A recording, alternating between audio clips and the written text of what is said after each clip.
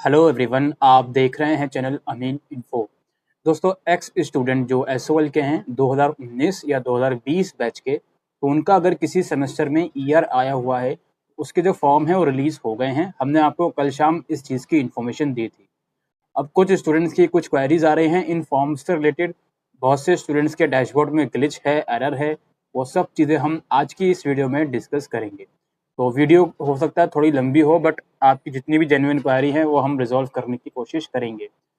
सबसे पहली चीज़, तो आप जब फॉर्म लॉगिन करने जाते हो, तो अगर आपका फॉर्म लॉगिन नहीं हो रहा है, वहाँ पे लिख कर आता है कि जिस form is for UG promoted student, आप अपनी डिटेल ठीक डाल रहे हो डैश लगा के, उसके बाद भी फॉर्म प्रोसीड नहीं हो रहा, तो थोड़ा सा इंतज़ार कीजिएगा या किसी दूसरे डिवाइस में लॉगिन करके देखिएगा, फॉर्म ओपन हो जाएगा। ठीक है, थोड़ा सा वेट कीजिएगा। दूसरी चीज़ ये है, इन फॉर्म की अभी तक लास्ट डेट अनाउंस नहीं हुई है। प्लीज़ इस चीज़ को समझिए। लास्ट डेट फ़िलहाल अनाउंस नहीं हुई है, लेकिन कम से कम 1 महीना फॉर्म चलते रहेंगे, तो आराम से बिना किसी जल्दबाजी के आप फॉर्म भरिए। तीसरी बात, फ़ीस की काफ़ी क्वेरी स्टूडेंट्स की आ रही है। जनरली फ़ीस जो कॉमन फ़ीस जो लगती है वो 1110 रुपये लगती है, अगर आपकी मैक्सिमम 4 सब्जेक्ट में ईआर है। लेकिन मैंने स्टूडेंट्स का फीडबैक सुना, बच्चे की अगर 4 सब्जेक्ट में ईआर है तो उसकी 1110 रुपये नहीं, किसी-किसी बच्चे की 1500 रुपये कुछ फ़ीस लग रही है। किसी-किसी बच्चे की 4 सब्जेक्ट में ईआर नहीं है, 2 में है, तो उसकी भी 1110 से ज़्यादा की फ़ीस लग रही है, किसी-किसी की 1900 कुछ फ़ीस लग रही है। अब ऐसी सिचुएशन में क्या करें जी? देखो जी, या तो आपके पास 2 ऑप्शन हैं। मैं ऐसी इन्फॉर्मेशन आपको देता हूँ कि अप टू 4 सब्जेक्ट तक आपकी जो फ़ीस है 1110 लगनी चाहिए। लेकिन इसके बाद भी अगर आपकी फ़ीस कम बढ़ती हो रही है, तो आप एक बार एसओएल कैंपस में कॉन्टैक्ट कर सकते हो। लेकिन ये याद रखना, एसओएल कैंपस में जाने का भी आपका खर्चा आएगा, उसको भी ऐड करना पड़ेगा फिर आपको। तो मेक श्योर कि जितनी फ़ीस अभी आपकी शो हो रही है, प्लीज़ उसको पे कर दीजिए और ईआर एग्ज़ाम का फॉर्म भर दीजिए। इसके अलावा काफ़ी स्टूडेंट की फ़ी रिसिप्ट को लेकर क्वेरी आ रही है। देखो, आपने फॉर्म भर दिया, पेमेंट डिडक्ट हो गई आपके अकाउंट से, तो उसके बाद 24 से 48 घंटे का इंतज़ार कीजिए। ठीक है, पैनिक मत क्रिएट कीजिए, रश मत करिए वेबसाइट पर। आपने फ़ीस भर दी, फ़ीस कट गई आपके बैंक से। अब 24 से 48 घंटे के बाद अपने डैशबोर्ड को फिर से लॉगिन कीजिए। माय अकाउंट वाले टैब में जाके फ़ी रिसिप्ट के सेक्शन में जाइए, वहाँ आपको फ़ी रिसिप्ट मिल जाएगी। ठीक है, 2023-24 सेशन की वहाँ फ़ी रिसिप्ट आ गई है। इट मीन्स कि आपका जो भी फॉर्म है वो सक्सेसफुल हो गया है।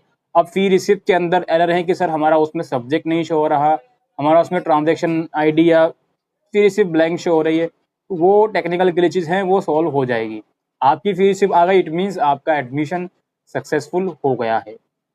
और अगर 24 से 48 घंटे के बाद भी फ़ी रिसिप्ट आपकी जनरेट नहीं होती, तो इसका सीधा-सीधा मतलब ये है कि जो पेमेंट आपकी कट हुई है, वो वापसी आपके अकाउंट में, जिस अकाउंट से आपने पेमेंट करी है, उसमें रिफ़ंड कर दी जाएगी and then you have to make payment again. चूँकि अभी काफ़ी टाइम है, तो आप जल्दबाज़ी ना करें डबल पेमेंट करने में। ठीक है, आराम से रिफ़ंड आ जाएगा, उसके बाद पेमेंट कर सकते हो, कोई ऐसी दिक्कत नहीं है। लेकिन काफ़ी टाइम हो जाता है, क्योंकि फॉर्म निकले हुए और 24 घंटे भी नहीं हुए, जिस टाइम पर मैं ये वीडियो रिकॉर्ड कर रहा हूँ।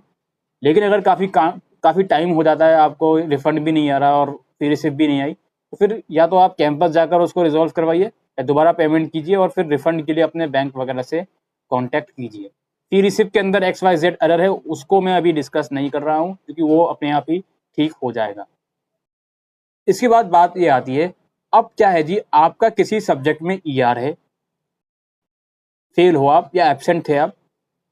अब डैशबोर्ड में जब आप फॉर्म भरने जा रहे हो, सब्जेक्ट तो आपको सेलेक्ट करने नहीं होते एक्स स्टूडेंट को, क्योंकि अपने आप ही दिखा देता है कि आपका इन इन सब्जेक्ट में ईआर है। सबसे पहली चीज़ आपको क्या करनी है, फॉर्म को प्रोसीड करना है पूरा पेमेंट से पहले वाले स्टेप तक। यानी कि जिस विंडो में पेमेंट का नीचे ऑप्शन आ जाता है, उस विंडो तक फॉर्म को खुद से लेकर जाइए। आई हैव रीड अंडरटेकिंग पे क्लिक करके, फिर उसको व्यू पे क्लिक करके, सेव करके, पेमेंट से पहले वाले स्टेप तक लेकर जाइए।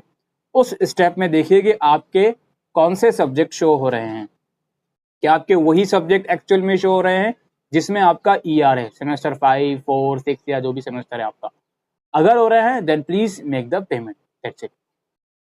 अब स्टूडेंट्स क्या कंप्लेन कर रहे हैं, क्या क्वेरी रेज कर रहे हैं कि सर मेरा सब्जेक्ट में जो ईआर था वो कोई और सा सब्जेक्ट था, वो इसमें नहीं शो हो रहा, जिसमें मैं पास हूँ वो इसमें शो हो रहा है। या फिर मेरा जिस सब्जेक्ट में ईआर था, चलो वो तो इसमें शो हो रहा है, लेकिन जिसमें ईआर नहीं है वो भी इसमें शो हो रहा है, मैं क्या करूं जी, यही क्वेरी आ रही है। कुल मिलाकर सबसे पहली चीज आपको ये करनी है कि पेमेंट वाले स्टेप तक पहुंच जाओ कि आपका नीचे पेमेंट लिख कर आ जाए। फिर ये डिसाइड करो कि अब जो वहां पे सब्जेक्ट शो हो रहे हैं क्या वो एक्चुअल में आपके सब्जेक्ट ठीक है या नहीं। अगर ठीक है then please proceed the form and make the payment. अगर वहां पर भी सब्जेक्ट ठीक नहीं है आपके, फिर इसकी दो चीजें हो सकती हैं। या तो कुछ दिनों का इंतजार करो, फॉर्म अभी मत भरो, कुछ दिनों का इंतजार करो, हफ्ता, मैक्सिमम 10 डेज। 10 दिन के बाद भी ये प्रॉब्लम कंटिन्यू रही, then you have to go SOL campus, आपको जाना पड़ेगा। देन वहां जाके उनसे बताना पड़ेगा कि सर हमारा इस सब्जेक्ट में ईआर या हम फेल थे या एब्सेंट थे, डैशबोर्ड में यही सब्जेक्ट आना चाहिए, लेकिन चलो ये सब्जेक्ट तो आ रहा है, लेकिन इसके अलावा वो सब्जेक्ट भी आ रहा है जिसमें मैं ऑलरेडी पास हूँ। या फिर जो भी आपका XYZ उस सब्जेक्ट के उसमें एरर में आ रहा है वो वहां जाकर आपको बताना पड़ेगा। लेकिन फर्स्ट आपको पूरे पेमेंट वाले स्टेप पे जाओ, उसके बाद ये डिसाइड करो कि वो चीजें सही से रिफ्लेक्ट हो रही हैं या नहीं हो रही। ठीक है, या तो 10 दिन का इंतजार कर लो, प्रॉब्लम सॉल्व नहीं होती तो कैंपस जाकर इसको रिजॉल्व करवा लीजिएगा। अब दूसरी बात ये है कि सर मैंने रेगुलेशन के लिए अप्लाई किया हुआ है, सेमेस्टर 4 का, 5 का या इवन 6 का, मैं फॉर्म भरूं या फिर रुक जाऊं, वेट करूं। जो इसका मैंने एक ही आपको रास्ता बताता हूं, आप फॉर्म भर भी दोगे अभी और मान लो रेवोल्यूशन में बाद में पास हो जाते हो तो इस एग्जाम को दोबारा देने की जरूरत नहीं पड़ेगी, ये फॉर्म ऑटोमेटिकली कैंसिल हो जाता है। बाकी रिफंड वगैरह के लिए आप एसओएल से कांटेक्ट कर सकते हो, लेकिन इस चीज़ की एश्योरिटी मैं नहीं दूंगा कि रिफंड आएगा ही आएगा, लेकिन इस चीज़ की एश्योरिटी जरूर दूंगा कि आपको दोबारा एग्जाम देने की जरूरत नहीं पड़ेगी अगर आपने फेल वाले एग्जाम का फॉर्म भर दिया और बाद में रेवोल्यूशन का रिजल्ट आया और आप पास हो गए तो दोबारा एग्जाम देने की जरूरत आपको नहीं पड़ेगी। तो एक तो ये रिवोल्यूशन का जो आपका डाउट आ रहा था।